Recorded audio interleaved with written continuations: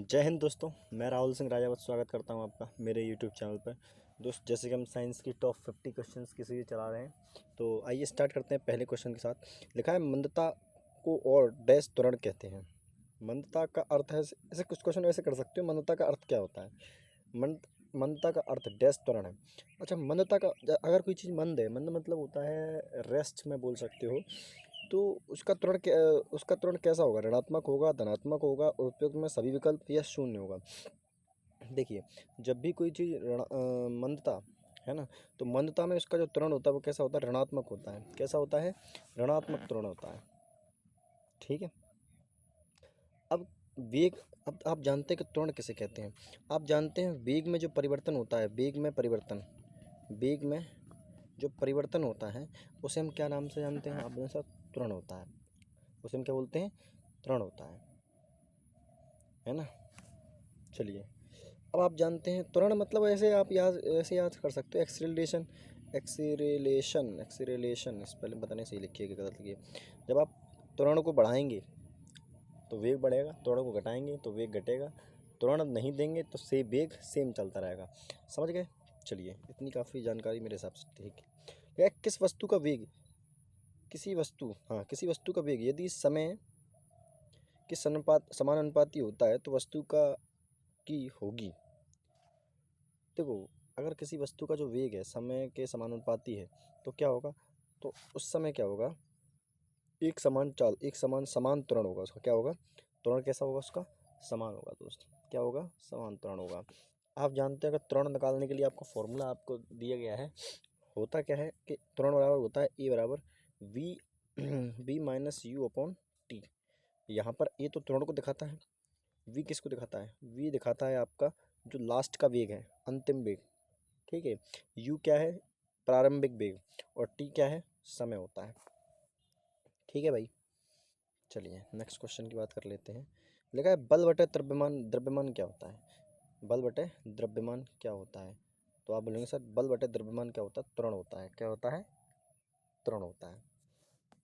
ठीक है, क्योंकि आप जानते हैं कि फोर्स बराबर हमने फॉर्मूला पढ़ रखा है कई बार, एम बराबर ए। तो इस एम को जब मैं लेके आऊँगा तो एफ अपॉन एम बराबर क्या आ जाएगा? ए आ जाएगा। समझ गए कि नहीं समझ गए? ये अपना फॉर्मूला तो पढ़ा ही था, एफ बराबर एम ए। बस यहीं से ड्राइव हुआ है कौन सा? एक्सीलरेशन का, कि एक्सीलरेशन निकालना है तो एफ बराबर एम, एफ अपॉन एम आ जाएगा। ठीक है भाई। एम क्या है? द्रव्यमान है, एफ क्या है? बल होता है, और ये क्या है? एक्सीलरेशन है। ये तो आपको पता ही होगा। चलिए, नेक्स्ट क्वेश्चन की बात करते हैं। लिखा है, 350 न्यूटन का बल 500 किलोग्राम के द्रव्यमान पर लगाया जाता है, उस स्थिति में उत्पन्न त्वरण कितना होगा? देखो, फॉर्मूला वही है, एफ बराबर एम बराबर ए, है ना। ज़्यादा फॉर्मूले याद नहीं रखने, फॉर्मूले वही ठीक है जो आपने ये याद रखा था, एफ बराबर एम ए, इसी से बना है। आपको तो पता होना चाहिए बस। 350 न्यूटन का फोर्स लगा है, 500 किलोग्राम 500 किलोग्राम वस्तु, एक्सीलरेशन निकालना, 0 से 0, 5 7 35 और 5 दम 50, यानी 0.7 मीटर सेकंड, है ना। क्या आ जाएगा? 0 मीटर पर सेकंड स्क्वायर, क्योंकि आप जानते हो त्वरण की यूनिट क्या होती है? मीटर पर सेकंड स्क्वायर। 0.7 मीटर पर सेकंड स्क्वायर। ये दो दो ऑप्शन सेम क्यों दिखाई दे रहे हैं मुझे? मुझे ही लग रहे हैं क्या कि सेम है? अच्छा, यहाँ पे एक एक पे माइनस होना चाहिए था, है ना। एक पे माइनस होना चाहिए था, क्योंकि माइनस वाला आपका आंसर सही होगा, क्योंकि जैसे आप जानते हो ना, एम बराबर एस स्क्वायर आएगा, एस स्क्वायर को ऊपर लेके जाएंगे तो एम इंटू एस की पावर -2 आ जाएगा, है ना। यहाँ पर एक पे माइनस लगाया नहीं है इसने। ठीक भाई। अच्छा, त्वरण ऋणात्मक होने पर किसी पिंड का वेग बढ़ेगा, घटेगा, स्थिर रहता है? ये तो आप भी कर सकते हो। आप गाड़ी चला रहे हो, एक्सीलेटर आपके हाथ में है ना। अगर आप त्वरण ऋणात्मक करोगे, मतलब एक्सीलरेशन को घटाओगे, तो सिंपल सी बात है, आपका वेग क्या होगा? घटेगा। वेग क्या होगा? घटेगा, है ना। चलिए, नेक्स्ट क्वेश्चन की बात करता हूँ आपसे। एक समय में वेग में परिवर्तन को क्या कहते हैं? एक समय में वेग में परिवर्तन क्या कहलाता है? तो वेग में परिवर्तन आपका त्वरण कहलाता है। क्या कहलाता है? त्वरण। अच्छा, चाल और वेग में अंतर पता है? स्पीड में और वेलोसिटी में। स्पीड और वेलोसिटी में क्या डिफरेंस होता है? स्पीड में क्या होता है? आपके पास डायरेक्शन होती है, दिशा होती है। सॉरी, दिशा नहीं होती है, डायरेक्शन। इसमें डायरेक्शन नहीं होती, इसमें डायरेक्शन होती है। इतना फ़र्क होता है किसमें, वेग और वेलोसिटी में। ठीक है, नेक्स्ट क्वेश्चन, बदलना पड़ेगा पेज। एक कार 5 सेकंड में 18 किलोमीटर से 72 किलोमीटर तक समान रूप से त्वरित होती है। कार का त्वरण बताओ। अब बताओ, ए बराबर आप जानते नहीं, u minus v, sorry v minus u होता है, क्या होता है, v minus u upon t. V क्या होता है, अंतिम वेग कितना है 72, यू क्या है, प्रारंभिक वेग कितना है 78, टाइम कितना है 5 सेकंड, टाइम कितना है 5 सेकंड। ठीक है, अब देखो कितना आ जाएगा, 18 या 54, ये आ गया 54 किलोमीटर पर आवर। अब ये किलोमीटर नीचे आएगा 5, अब ये किलोमीटर को मीटर पर सेकंड में चेंज करेंगे तो 5 इंटू 18 में करना पड़ेगा, नीचे क्या आ जाएगा 18, तो 18 तिया 54, पूरा ही कट रहा है क्या, 18 तिया 54 और 5 से 5 खत्म हो गया तो कितना आ जाएगा 3 मीटर पर सेकंड स्क्वायर, है ना, कहीं देखा है 3 मीटर पर सेकंड स्क्वायर, ये आपका आंसर। कोई दिक्कत, हाँ बोले सर कोई दिक्कत नहीं होनी चाहिए आपको। चलिए, मुक्त रूप से गिर रही किसी वस्तु का गति उदाहरण है असमांतर गति, समांतर त्वरण गति, समांतर गति, वृत्ताकार गति, समांतर त्वरण गति, है ना, क्योंकि उसका त्वरण बढ़ता जाएगा। जैसे ही आप जानते हैं कि कोई वस्तु नीचे आती जाती है तो वो क्या होता है, क्या होती है, इसकी स्पीड बढ़ती जाती है। मुक्त रूप से किसी वस्तु गति समान त्वरित गति का उदाहरण है किसी वस्तु एक समान सरल रेखीय गति का दौरान जो समय के साथ जो उसका वेग है वो क्या रहता है, नियत यानी कांस्टेंट रहता है। ऐसा लग रहा रटा रटाया वो। ठीक है, चलो लिखो, लिखा है एक साइकिल स्थिर से शुरू होकर समांतर त्वरण द्वारा 30 सेकंड में 60 मीटर पर सेकंड गति प्राप्त करती है, साइकिल का त्वरण बताओ। अब सुनिए, तो कैसे निकलेगा, टाइम आपको दे रखा है, प्रारंभिक वेग कितना होगा 0 होगा, है ना, क्योंकि स्थिर शुरू होकर, अब जब शुरू हो रही होगी तो यू तो कितना हो गया 0 और वी कितना हो गया 60 मीटर पर सेकंड, है ना, 60 मीटर पर सेकंड निकाल दो, क्या दिक्कत है। तो आप जानते वी माइनस यू करेंगे तो 0 ही आएगा, तो 60 ऊपर रहेगा, टाइम कितना दे रखा है 30 सेकंड, तो 0 जाएगा तो कितना आएगा 2 मीटर पर सेकंड स्क्वायर, 2 मीटर पर सेकंड स्क्वायर। कोई दिक्कत, आपको सर कोई दिक्कत नहीं होनी चाहिए आपको, अरे रुक जा भाई। ठीक है, चलो नेक्स्ट क्वेश्चन देखते हैं। देखा, वेग समय ग्राफ पर रेखा का ढलना कहलाता है। अच्छा, आप जानते ग्राफ जो होता है, ग्राफ का क्वेश्चन है कि वेग समय ग्राफ पर रेखा का ढलान क्या कहलाता है। तो देखो दोस्त, क्या कहलाता है तुरंत, इस क्वेश्चन को इम्पोर्टेंट कर लेना क्योंकि लैंग्वेज थोड़ी सी वैसी है ना। नेक्स्ट क्वेश्चन, ओम बोले, मंदन का अर्थ है कि कोई वस्तु डैश से चल रही है, मंदता, ऐसा मंदता होगा, है ना, मंदन नहीं है, मंदता।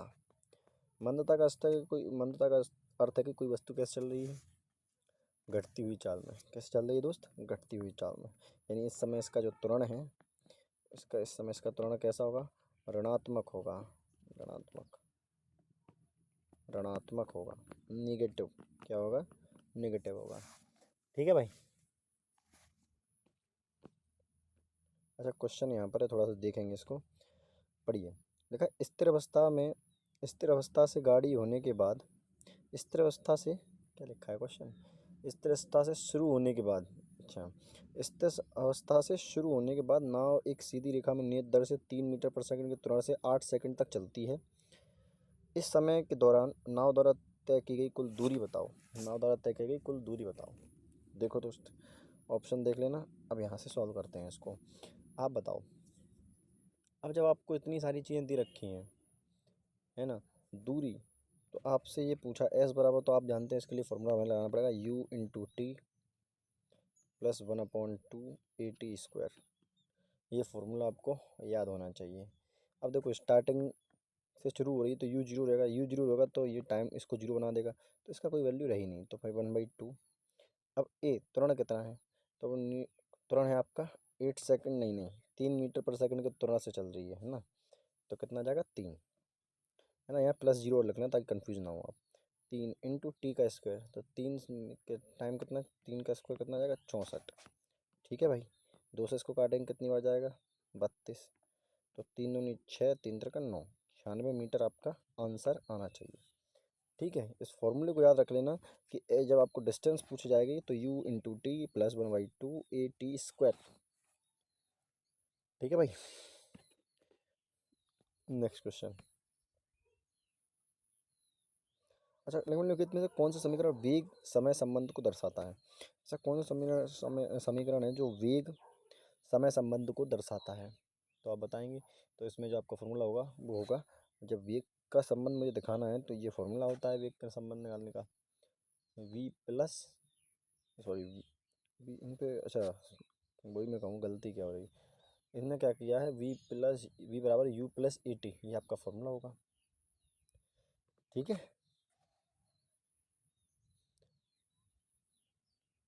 अब देखो, गति के बहुत सारे समीकरण होते हैं। ये पहला समीकरण है। दूसरा समीकरण अभी अपन पढ़ के आए, एस बराबर यू टी प्लस 1/2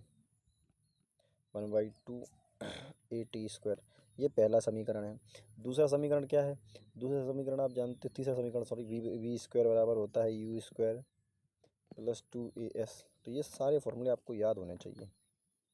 ठीक है, बिना इसके तो काम चलने वाला ही नहीं है। देखा, एक ट्रेन विश्राम अवस्था से 2 मीटर पर सेकंड के त्वरण से गतिशील होती है, 4 सेकंड बाद उसका वेग क्या होगा? अब बताओ। जो जो आपको कुछ नहीं करना है, मुझे पता है कि वेग निकालने के लिए फॉर्मूला अभी अभी जस्ट पहले पढ़ा मैंने कि b बराबर होता है u प्लस ए टी। इससे निकल जाएगा, जो जो मुझे चाहिए वो इसमें दे रखा है। तो v बराबर क्या होगा, u कितना है, 0 रहेगा स्टार्टिंग का त्वरण, प्लस है ना, a कितना है 2 इंटू टी कितना है, टी कितना है 4, 4 दूनी कितना हो गया 8 मीटर पर सेकंड स्क्वायर। ये आपका आंसर होगा। क्या दिक्कत है इसमें, मीटर पर सेकंड स्क्वायर नहीं आएगा दोस्त, 8 मीटर पर सेकंड आएगा ना, स्क्वायर कर देंगे अपन। वेग है ना, त्वरण में स्क्वायर लगता है, याद रखना, त्वरण में लगता है स्क्वायर, वेग में स्क्वायर नहीं लगता है, क्योंकि त्वरण जब निकालते हैं ना, तो बाद में बताऊंगा, फॉर क्वेश्चन आएगा तब डिस्कस करूँगा इसके बारे में। एक रेलगाड़ी विश्राम अवस्था से 5 मिनट की गति से 90 किलोमीटर गति हो जाती है, समांतर त्वरण प्राप्त करती है, तो रेलगाड़ी द्वारा समय में तय की गई दूरी ज्ञात कीजिए। क्वेश्चन को एक बार देख लेने दो। 5 मिनट में उसकी गति 90 किलोमीटर से हो जाती है और ये मानते हुए त्वरण समान है, समांतर त्वरण से प्राप्त करती है, तो रेलगाड़ी उसी समय में तय की गई दूरी बताओ। अब देखो, अब ये आपको पता होना चाहिए कि फॉर्मूला कौन सा लगेगा। आप मुझे बताओ क्या क्या दे रखा है आपको। टाइम है, आपके पास u दे रखा है, u तो 0 ही हो जाएगा। आपको स्पीड दे रखी है, ठीक है। गति निकालनी है ना, तो डिस्टेंस निकालने के लिए फॉर्मूला अपन ने क्या पढ़ा था, s बराबर U T plus 1/2 A T square, ये फॉर्मूला था। अब इसके लिए देखो, स्पीड निकालने के लिए अपने पास टाइम तो दे रखा है 5 मिनट, ठीक है। इसको सेकंड में कन्वर्ट करना पड़ेगा पहले तो, ये बात तो समझते होगे, क्योंकि अपन अपनी जितनी भी जो दूरी है वो किस में लगेगी, मीटर पर सेकंड में, तो ये 600 सेकंड आ जाएगा। 600 का को 300 आ जाएगा ना, 5 इंटू 6 करेंगे, 6×5 300 सेकंड, तो ये आ गया। और ये स्पीड को क्या करना पड़ेगा मीटर पर सेकंड में, तो ये 90 आ जाएगा, तो 5/18, 18×5 90, 5×25, तो ये आ गया वी की वैल्यू, क्योंकि इतना वेग प्राप्त कर रही है ना, तो वी की वैल्यू मिल गई अपन को 25 मीटर पर सेकंड। अब अपन को चाहिए क्या इस फॉर्मूले से, ए और चाहिए। तो ए निकालना क्या बड़ी चीज़ है, नहीं भाई, ए निकालने के लिए फॉर्मूला अपन ने पढ़ा नहीं है क्या, v minus u upon a, v upon t. तो बताओ v कितना था 90, u कितना है 0, टाइम कितना है 600 सेकंड। बताओ कोई दिक्कत है क्या? कितना दे रखा है, ए कितना दे रखा है, टाइम सॉरी, तो दे रखा है 300, तो 0 से 0, 3×9 3×9 30, ऐसा आ रहा है यार।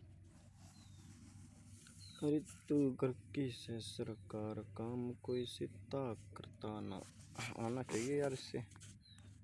अच्छा हाँ, गलती क्या कर दी, 90 रख दिया ना, ये तो किलोमीटर पर आवर में है, अपन ने मीटर पर सेकंड में क्या निकाला था, मीटर पर सेकंड में निकली 25 निकली है ना मीटर पर सेकंड में, तो वही मैं कहूँ। हालांकि अपन एक फार्मूला और अपन ने इससे पहले जो पढ़ा था उससे भी निकाल सकते हैं, लेकिन मतलब नहीं है उससे ना। तो देखो क्या था, ए निकालने का formula v minus u upon T, ये सिंपल सा फार्मूला था, ठीक है कि नहीं। अब बताओ v कितना था 25, है ना, ये तो 0 हो ही जाएगा। टाइम कितना दे रखा है 600, 300, 25 से कम 25, 25 से कम 25, 50, 1/2। फिर भी नहीं आ रहा आंसर, गलत क्यों आ रहा है भाई?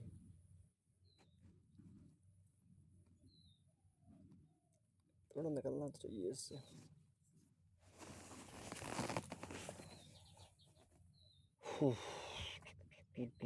कहाँ गलती कर रहा हूँ मैं?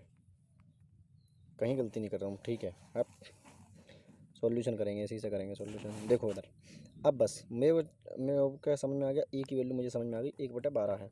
बस यहाँ से मैं निकाल दूंगा अपना सवाल का आंसर, ख़त्म करो। चलो देखो इधर, तो एस की वैल्यू थी अपने पास, यू आ गया 0, तो इसको तो 0 बना ही देगा, तो इसको यहाँ रखूँगा 0 + 1/2। ये कितना निकला 1/12। टी कितना देखा 600 का स्क्वायर, सॉरी 300 है ना, 300 × 300 है ना, तो 6 दूनी 12, 6 पंचे 30। ठीक है, 2 से करेंगे, ये 25 बार चला गया, 25 थी 75 है ना, 75 × 1/2, 1/2 यहाँ पर था, तो करेंगे 2 × 3 = 6, 2 × 7 = 14, 2 × 5 = 10 है ना, और 0। और आंसर दिया किलोमीटर, किलोमीटर में डिवाइड करने, किलोमीटर में निकालने के लिए डिवाइड करेंगे, तो 3 0 आ रहे हैं, तो 3 अंक के बाद पॉइंट, तो 3.75 है ना, ये किलोमीटर आपका आंसर होगा। 0 का मतलब ही नहीं है पीछे, तो 3.75 किलोमीटर ऑप्शन है, ऑप्शन है। ठीक है, तो ऑप्शन नंबर जो है डी करेक्ट आपका आंसर होना चाहिए। कोई दिक्कत है आप लोग सर? कोई दिक्कत नहीं है। चलिए आगे बढ़ते हैं। एक वस्तु स्थिर स्थिति से आरंभ होकर 4 मीटर पर सेकंड स्क्वायर के निरंतर त्वरण से समांतरित होती है। 8 सेकंड के बाद वस्तु की अंतिम चाल क्या होगी? सिंपल सा फॉर्मूला है, ए बराबर, कोई मतलब फॉर्मूले देखो, तीन तीन फॉर्मूले अपन ने पढ़ लिए हैं, तीनों में से मैं किसी में भी आंसर वो रख दूँ सवाल, तो मेरा मतलब वैल्यू रख दूँ तो आंसर आ ही जाएगा। जैसे मुझे पता है v - u बराबर एक फॉर्मूला मैंने पढ़ा है, टी है, मैं इससे भी आंसर निकाल सकता हूँ, है ना। एक फार्मूला और होता है, जैसे b बराबर होता है u + 8, ये भी इससे भी आंसर निकलेगा भाई। चीज़ें थोड़ी ना बदल जाएंगी, तुरंत इस फॉर्मूले में सेम रहेगा, तुरंत उस फॉर्मूले में सेम रहेगा। चलो आ जाओ, देखो b कितना दे रखा है, 4 मीटर से आरंभ हो रहा है, तो ये तो 0 हो जाएगा, u तो 0 हो जाएगा, और 4 मीटर पर सेकंड का तुरंत पा रहा है, तो 4 यहाँ आ जाएगा। b मुझे निकालना है, b मुझे क्या निकालना है, t की वैल्यू कितनी दे रखी है, 8 दे रखी है, 8 × 4 = 32 मीटर पर सेकंड। बताओ क्या दिक्कत थी इसमें? इसमें आ रख दो, इसमें भी आ जाएगा। देखो क्या v निकालना था ना आपको, u 0 हो ही गया, प्लस a कितना दे रखा है 4, t कितना है 8, 8 × 4 = 32, देखो सही 32 आ गया, 32 मीटर पर सेकंड, है ना। चलो, गति का पहला समीकरण किसके बीच संबंध को दर्शाता है? तो देखो, गति का प्रथम समीकरण होता क्या है? गति का प्रथम समीकरण होता है b = u + at, ये प्लस है, ठीक है, u + at। तो बताओ किसके बीच में संबंध दिखा रहा है? दूरी और वेग, वेग और समय, वेग और त्वरण। तो आप बोलेंगे सर फॉर्मूले समझ में आ रहा है कि किसके बीच में संबंध दिखा रहा है, वेग और त्वरण के बीच में, वेग और त्वरण के बीच में। ठीक है भाई, नेक्स्ट क्वेश्चन आ जाओ, नेक्स्ट क्वेश्चन देख लेते हैं। बोला है एक कार 5 सेकंड में 1 मीटर के समान त्वरण से चलकर 5 मीटर सेकंड से 10 मीटर सेकंड की गति में पहुंच जाती है। ओ भाई साहब 5 मीटर सेकंड से 10 मीटर पर सेकंड की गति की चाल चल रही है, इस समय कार के द्वारा तय की दूरी ज्ञात करें। अब देखो दोस्त,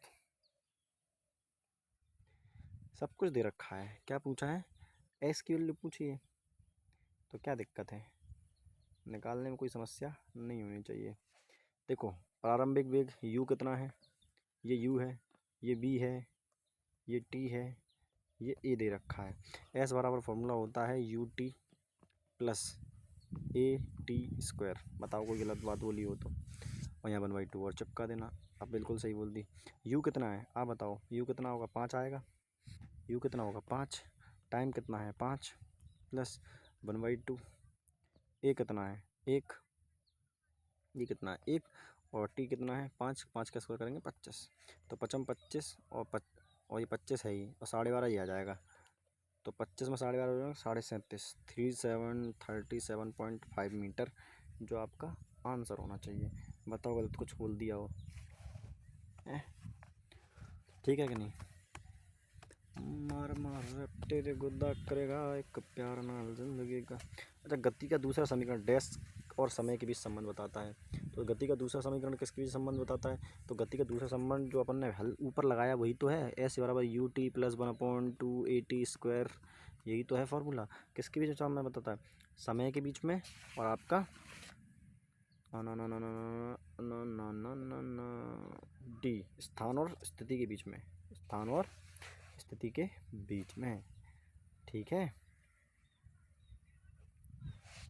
अगला क्वेश्चन, गति का दूसरा समीकरण किसके बीच संबंध के बारे में व्याख्या करता है? तो स्थान और समय के बीच में। अभी पढ़ के आए थे, स्थान और समय के बीच में। ठीक, चलिए आज के लिए इतना रखते हैं, मिलते हैं अगली क्लास में, तब तक के लिए धन्यवाद भाई।